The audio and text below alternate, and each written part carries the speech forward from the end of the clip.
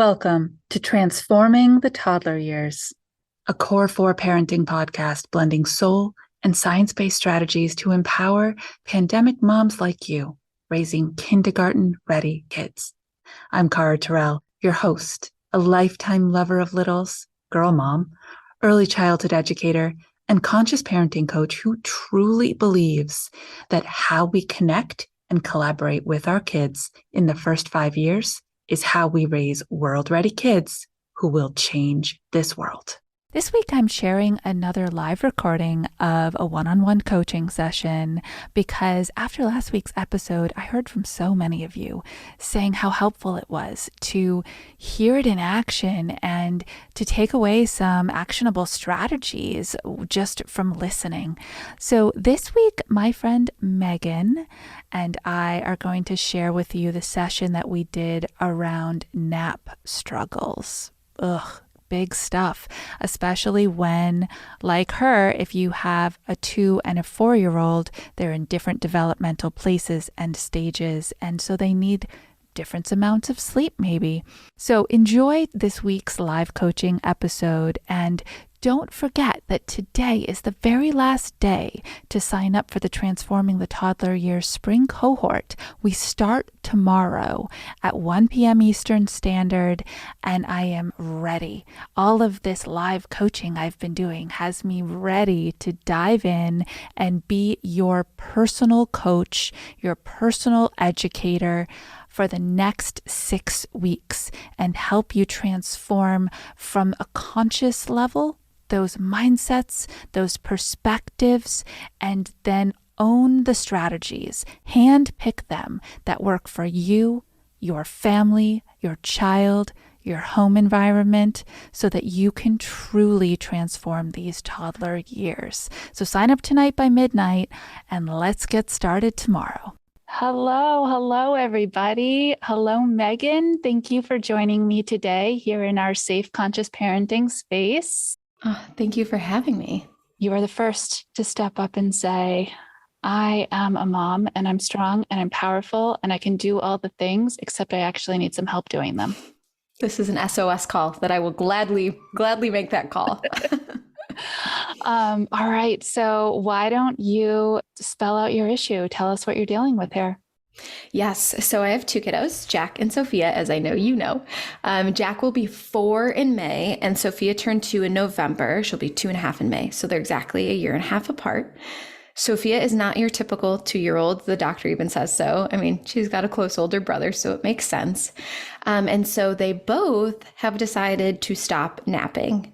So I can't really remember specifically when it started, but I think it started before we went to move. So we moved into this house, as you know, in October. But I feel like the problems really started after we got into this house, where neither of them will nap. They would before at least have quiet time in their rooms, in their beds. But now it's getting to the point where Jack's waking up. The other day he woke up at 3:30. Other days he'll wake up at 5, extremely, extremely early, and not fall back asleep. You can tell his body needs sleep so much. So we've tried to compensate with earlier bedtimes. They've been sleep trained when they were babies. We've tried everything. We've tried more food. We cannot get him to sleep until 7. At least he's staying in his room, but the poor guy, you could tell, needs sleep. And I know he's kind of in that in between where maybe he's dropping his nap, but his body's not quite ready, but the rest of him is. Sophia, at least we could put her down at 6 or 6:30 and she'll sleep till 7, but she's still not napping. So the only solution I've come up with is if I get them in the car, we stay out until about noon. I get them in the car, they will end up falling asleep in the car. It's not good sleep, but at least it's 30, 45 minutes of their brain shutting off. So if you have any SOS advice, is it worse? I mean, I know it's not a great habit to have them in the car, but at least is it something? Is there something else we should try?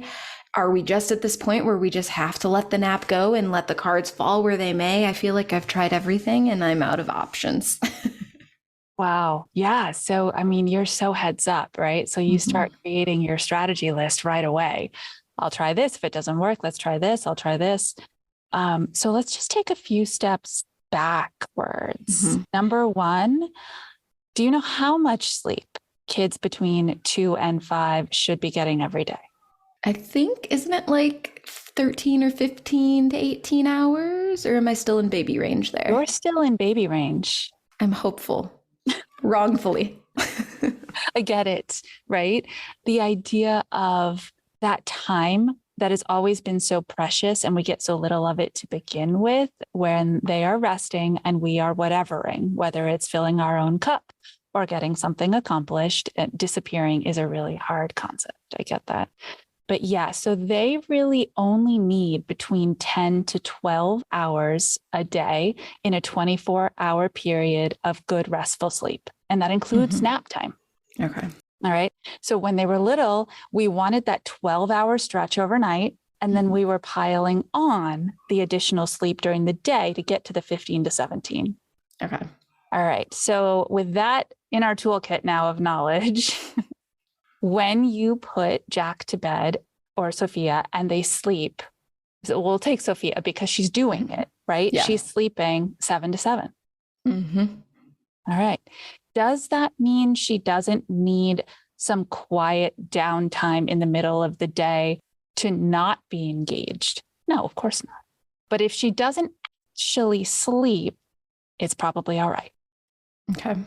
Is that landing?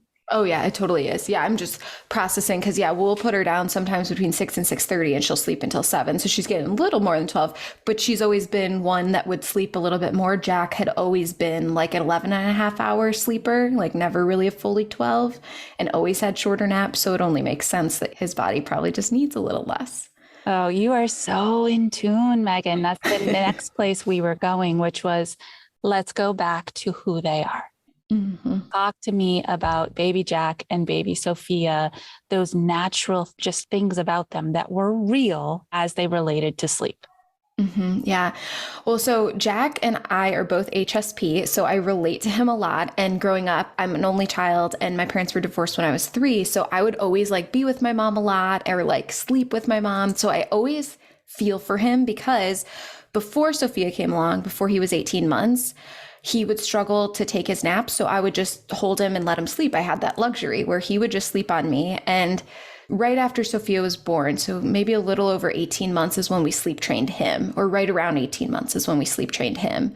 And it was where we were at the point where he can't sleep. I mean, I can't have him sleeping on me while I'm taking care of a newborn.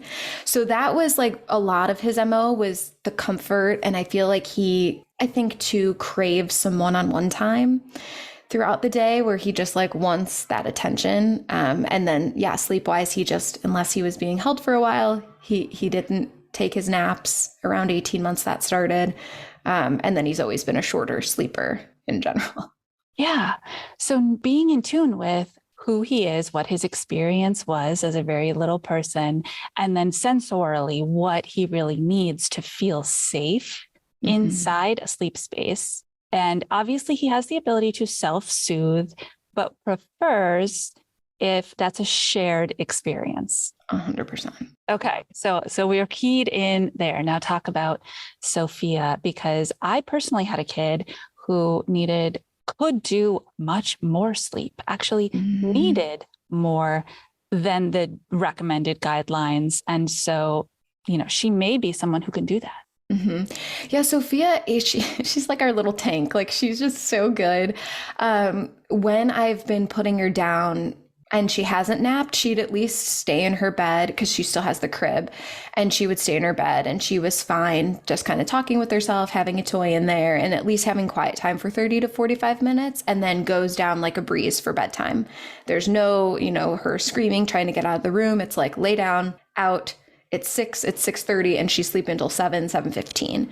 And then her temperament at the end of the day is pretty decent. So not as many meltdowns, doesn't look super tired. I mean, you know how you get like the toddler drunk where they're like just super loopy. They both will get like that, but Jack will like trip on the air and be very upset about it. You can tell he's just so exhausted. Whereas Sophia, she seems to handle the no sleep pretty well for being a little over 2, which I know is shocking. It is, but when we dig deep, like we're doing right now, into who they are, like their physiology and their bodily needs and the buffer that they wake up with in the morning that they eat away from for all the triggers that come in, it makes sense because we're looking at them as such unique individuals, right? And I hear their beautiful souls in the background. So really what this comes down to is aligning what you need with what they need, and then finding a compromise that allows both to happen. That sounds fabulous. While also considering that we are empowering them with the skills that they need to learn how to calm their own bodies in a challenging moment that is not in the bedroom. Because Jack is at a place where he's not that far away from having to do this outside of the home. And so every time we think of a new strategy or a compromise, we want to include them in this conversation. We want to build it together so that specifically Jack in this case knows the reason that mom and dad say that from 12:30 p.m. or whatever your time is, that for 1 hour in the afternoon, I need to be in my room by myself doing my own thing is because, and then you work that out together. Dad and I believe that you deserve time to be calm by yourself. Dad and I deserve time to be calm by ourselves because we know we can be better parents to you the rest of the day when we take a break. We're not talking about sleep. We're talking about human interaction here. We're talking about the relationship. And you are in a very unique position that your household still very much lives almost a COVID life, right? You work from home, your husband works from home. You've shared with me separately that childcare is not a great situation for you right now. So we're like, you are that everything inside one home. So we're going to really lean into the interactive human development piece about why I need my space and why you need your space, and that it's okay and it's good and it's healthy. I think you just phrased that so beautifully because we've explained it as like, well, your body needs sleep. Like when you're getting upset, your body needs rest. That's your body telling you that it needs some rest so that you can refuel. But we've never had this kind of conversation of let's just drop the sleep part and just say the space part. We've talked about we have our me time and stuff like that. So he knows that. And sometimes he will like go into a room and just say, I just need my space. So I think that's a beautiful way that you phrased it that I haven't heard before, that something we haven't tried yet to work and co-create together. Yeah. Another thing I will say to add to that conversation is, Jack, while you are having your own space and time, listen to your body. If your body is showing you that it feels tired, honor it, respect it, lay down. If you fall asleep, great. If you don't, that's okay too. Permission to do either, because a lot of that anxiety comes from the expectation that there's one outcome that needs to happen. And then there's the tools, right? We want to empower them with the tools. And I don't know if you already have some of them in your home. What are you using as far as a measurement of time that your kids can look at and know, okay, I'm this close to being done with my quiet time?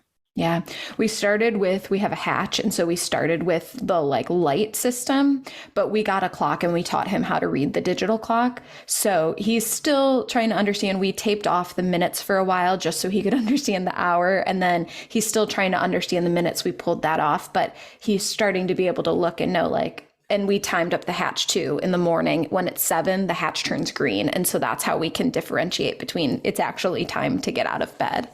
Okay, fantastic. And that's working for him? You feel like he's staying in his room now, at least. Before at 5 a.m, we'd hear a knock on our door. So we did set up a baby gate too, just for some extra defenses. But at nap time, I tried in his room yesterday for the first time in a while. And he said, it's okay, Mama, I'll just be in here until 3. Like, I know I'll stay in here until 3. So he knows like what number to look at, and he knows kind of what the time frame is. But that was a 2-hour chunk. So I think it was a bit Overzealous of me. Fantastic. I love that you took that leap. Okay, so there's a timekeeping opportunity there, and he gets that. That's fantastic. What about the options? If you're not sleeping, what are the options that are in his room that he can do that's safe while he's awake in quiet timing? Yep. So we left he loves rooming toys. So we left some cars in there. We have books in there. We might have a couple Paw Patrol people too. And then we used a Christmas tree, like foot pedal on a lamp so that in the morning, more specifically, he can get up and he can at least turn that light on. So it's a little bit more dim. So he'll like get up, turn the light on, get himself dressed, and then he'll just quietly play with like to himself, unless this morning he had an incident with his clothes that he was upset about. But we tried to do like things that wouldn't be noisy so he doesn't wake Sophia up either. Fantastic. You're so heads up about all this. So that's fantastic. So one thing I would say is be prepared with a backup set of stuff so that when things start to plateau out, you can just swap them. Be like, oh, it seems like it's time for some new fun things to do during your alone time in here. And that, of course, will grow with his developmental stuff too. He'll want to be doing different things. As for this morning, did you put him back? Yep. And how did that go? He stayed until 7. I think I handed the monitor to my husband, so I don't think I paid attention to if he stayed in his bed or if he just stayed in his room until 7. So on a day like today, I would have a more focused conversation at quiet time. Okay. I remember this morning, your body woke you up really, really early and you went back in your room, but I don't know if you got any more sleep. So your body might feel more tired today than it usually does. Be really listening for it. Be really paying attention to it and give him that opportunity. And then if he falls asleep, he does. That's super helpful. Oh, I'm so glad. So for Miss Sophia, how does she handle quiet time? She used to be pretty good about it, like a good 30 to 45 minutes of being quiet at least. Now she'll just, like yesterday, she just basically screamed the whole time. Jack will at least be quiet. She was like screaming and saying she wanted to get out but was still kind of laying there. So, like she wants to sleep, but she's just fighting it. And she's still in her crib. So she doesn't have like the autonomy to get out. We do have like a travel air mattress in there that we tried once to put her on. We have the toddler front. We tried to make that break before and it didn't seem to go well for bedtime. But when she tried to take a nap in that toddler bed, she can't open the door. And then she was upset that she couldn't open the door. And I was worried she would climb on something. And we've tried them together. We've tried to let them both be together in the same room for quiet time. And we all know that wasn't quiet. Here's where the 18-month gap really plays in. That cognitively and developmentally, she is in a very different space. So this is trickier because there's a safety factor. Right. Yeah. And what you're doing is supporting that learning again of you can be in here by yourself and it is okay and you are safe. What is there that she could climb on? If I didn't have her in the crib? Yeah. So just her dresser, which I don't think we have that one tethered. So that's the only thing. I don't really think she would climb on it, but like my mom nerves, that's what worries me, that like, what if she did something? And more, it's just her standing at the door, like slamming on the door, screaming, wanting to come out. Versus at least when she's in her crib, she can scream, but I know she's not going to like bash into anything. So she is old enough in a crib to have a variety of objects with her. So for her, you definitely want to try to have the same conversations. You want to lay that foundation now that this is an expectation because you're a 2-year-old and 2-year-olds can do this. 2-year-olds are capable of being in their room for 1 hour and enjoying their own time. And then maybe together you brainstorm fun things she wants to do or toys or tools or whatever that are not generally available to her in her room or in the rest of the house. Okay. And then you make a quiet time box of those things. She only gets them when it's quiet time in her crib. That is the only hour of the day she can play with those things or read those books and this is where knowing her is going to come in handy, right? Because you know what her high desire, I'll do anything for that things are. And then have a backup toolkit and swap them out. And more often than not, you'll probably find that if she buys in, she's calm and engaged with these small things that she loves to do, she'll probably just lay down and go to sleep. Yeah, she has something to look forward to instead of dread when she gets in the crib. Yeah. Because you know that this space, people, if you can't see me, I'm like, my hands are literally like above my head, that triggered space where your cortisol levels are through the roof and you can't hear anybody and you can't experience any real feeling or emotion because you're just in flight, in her case, flight and fight, right? Screaming, yelling, and trying to get out of the room. There's no chance of sleep there. She's too elevated. We need to create something that feels good to her, empower her, make her feel like she's in control of all these really fun things she gets to do just for that one time in the day. I love that. It's got my brain turning now like, ooh, this was fun. We'll get to create a quiet time box together. And ooh, what Minnie Mouse books are we going to find? Or maybe it's library books that we like get that are specific for quiet time or something like that. That would be exciting. And what's the bonus here, Megan? I get an hour. Well, you get your hour, but you also are collaboratively problem solving with your child. The two of you are making this plan together. And if it doesn't work, you get to come back together like any good executive would do in the boardroom and say, we thought this was going to work, but it didn't. What else can we do? You're engaging critical thinking skills. You're allowing her to be part of the plan, and together you'll figure it out one way or another. I honestly think about you all the time because I've been using that phrase, especially in moments when I'm getting a little frustrated when the kids are not listening and saying like, guys, we need to work as a team. And I think about our conversations so often where you explained that of like, it's collaborative and creating together and like, well, what would you want? And how can we make this work? And so I say to them all the time, like, guys, we're a team. Like, we're not working as a team right now. Can we work as a team? How can we do it? And maybe those aren't the best words to be using, but I think they're better than most others I could use in a frustrated space, right?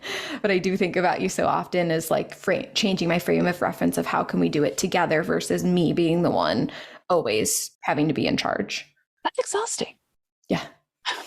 That is exhausting. Yes. Well, thank you for that. I really, really appreciate it. And if you ever feel like you're saying team too many times, you could swap it out with, we need some new ideas. I have one, but I'd like to hear what you're thinking. What are your ideas? I love that. Taking my notes. Yeah. Well, Megan, I just want to say thank you for trusting me. This is a really tricky thing, parenting, and allowing somebody else into your journey and being willing to share it with our community is just, it's so brave. So thank you very much for opening your heart and your home and your kids to us. Cara, thank you for hosting this space like this. I literally have been telling everybody about this. I'm so appreciative of it because, I mean, you know, behind the scenes, we've been struggling with this for a while. So I'm looking forward to going now and being able to help them. I appreciate it. Very good. Oh my goodness. As always, come on back and keep us in the loop. And we are really hoping to see in the comment thread in a few weeks, things are going so much better. Yes, me too. Thank you, Mama, for making time for yourself and prioritizing your parenting, listening to this podcast. Until the next episode, stay mindful and proactive as you transform the toddler years.